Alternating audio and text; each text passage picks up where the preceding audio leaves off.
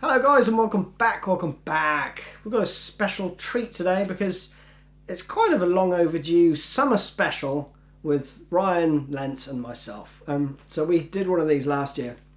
We've been meaning to do one more recently than over a year, but you know, the world went a bit mad. So we've been chatting a fair bit and we thought what would be fun would be to show you just 4 of our favourite Pearl Jam riffs to play at the moment.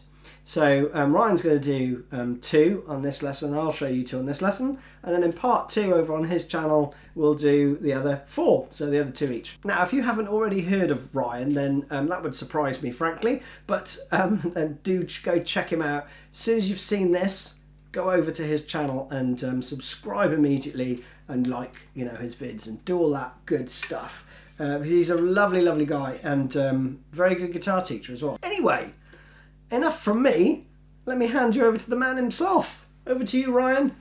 Wow, thank you, Matt, for the invitation to come on your lovely channel. And as we say in the United States, hello. We're discussing today our favorite Pearl Jam songs, riffs, whatever, to play, and I am going to lead with all those yesterdays. There's a whole host of reasons why I love playing this riff, but I'll just say a few that come to mind. Firstly, we've got most of an F shape, but we don't need the baby E string, so just D string 3rd fret, G string 2nd fret, and B string 1st fret, and you're just going to pluck down those strings. You pluck the D string once more, pull off, and that begins the spider walk with your fingers. Same little shape, but we're going to start on the A string. And you put your fingers down right as your right hand arrives at the string, so your fingers never really stop moving when you play this riff.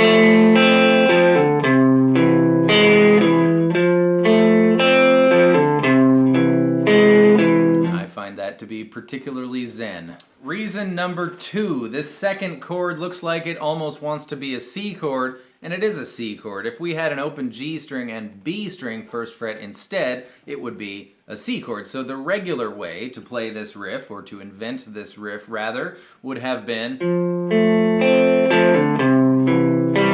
which sounds nice, right? We know that Stone Gossard is not regular, so he played that G string 1st fret. That represents the sharp 5th out of your C chord, the 5th being G, right? There it is. So that note, what else is there to say? It's there. Makes it sound like a 3-ring circus thing to me.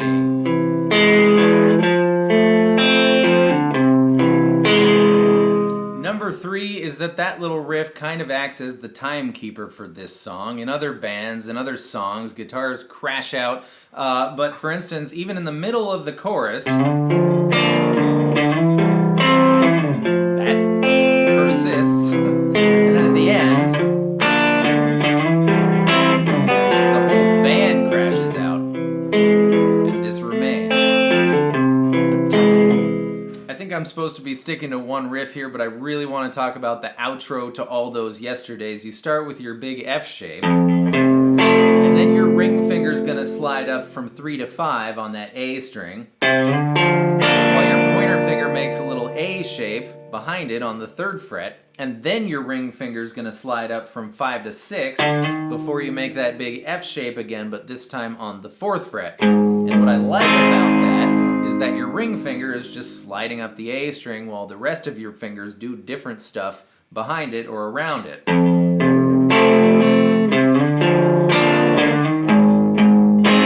what's more, that's the chords F, B flat, and A flat, which might be hard chords to tie together, but that little string of that A string note really does the trick.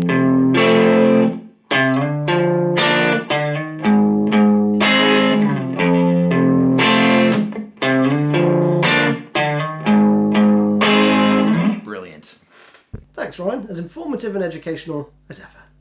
Now, over to me. So, first up for me is going to be Stone. And I'm going to go for... There's so many to choose from there, but I'm going to go for this one, which you will know in about 3 seconds. It goes like this.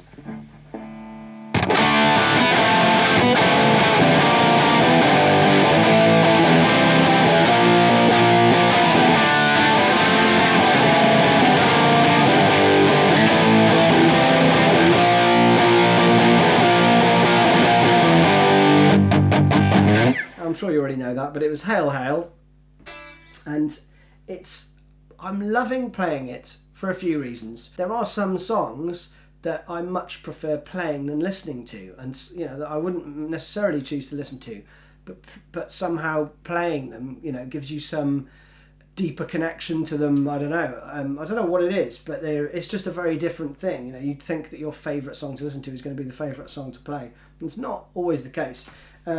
This one is the case. I love listening to it and I love playing it in any situation, live, at home, just noodling around. I love this because it's not that easy to play. It's one of those high energy Pearl Jam tunes, which they don't have loads of, but it's all upstrokes.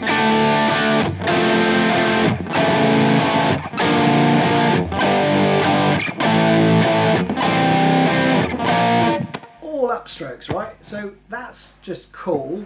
Gives it a really interesting kind of dynamic and rhythm. I love the chord voicings as well. They're all partial chords. So you've got like a D sus2. You've got an F chord, top half of an F chord, but then you've got these, which are just lovely inversion. And then you go to power chord. So I love that. I love the chord voicings in it. I love everything about it. It is just immense. So I can't think of anything more to say about it than that. And it rocks, frankly. So that's number one. Over to you, Ryan. Thank you, Matt. Very enjoyable indeed. Well done, Squire. And now I would like to stay on the Stone is Not Normal train and discuss one of my favorite of his non-improvisational solos. I believe the technical term for which would be a Stone moment. You know the moments I'm talking about. I want to talk about Do the Evolution now. I love this riff because you just need 3 fingers, and none of them are your pinky finger, and your fingers are going to stay attached to the fret when you do this. The D string, give it like an 1/8 of a bend before you pull off to open. Twice, and then we're gonna do the 2nd fret, same deal, little tiny almost bend thing. But after we pull off, we're gonna land on A3.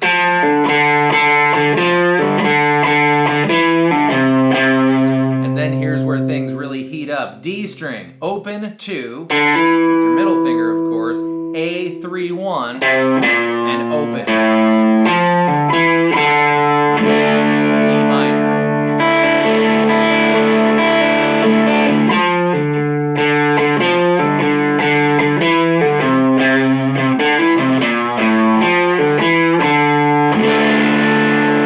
Also, it's just single notes, but it really drives that moment so awesome. So my second riff is going to be Mike's verse riff to Why Go. I absolutely love it. So let me play it through for you and then I'll tell you a little bit about why I love it.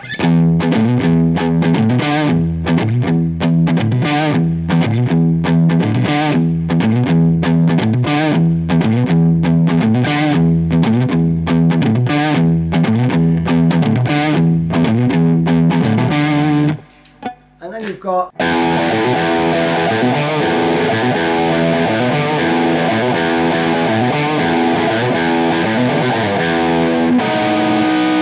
For me, I love this for a few reasons. One, it's just quite a hypnotic, circular riff.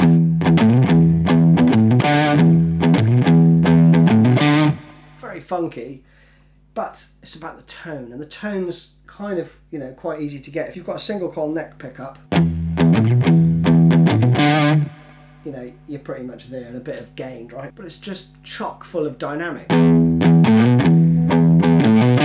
Because I think it's a slide first and then a hammer on. Maybe wrong actually, but that's how I play it. And the rest is palm muted apart from that. It's just got a groove, hasn't it? And I love the tone. While Stone's playing his stuff. And then...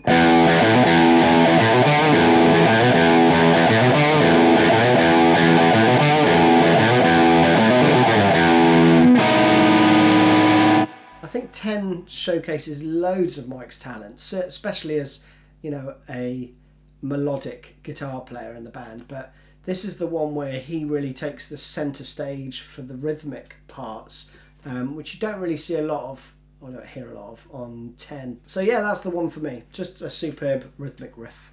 Thank you again for having me, Matt. Thank you all for having me. I'm not supposed to say anything else here. Ah! So there you have it, people. We are done. Thank you so much for that, Ryan. That was a good bit of fun. So do comment below as well if you want to see more of this type of content, and I'm sure we'll be able to oblige you. Maybe even, sooner than once every year. Hey? Stranger things have happened. So from me and from Ryan, thank you very much. See you soon. Bye-bye.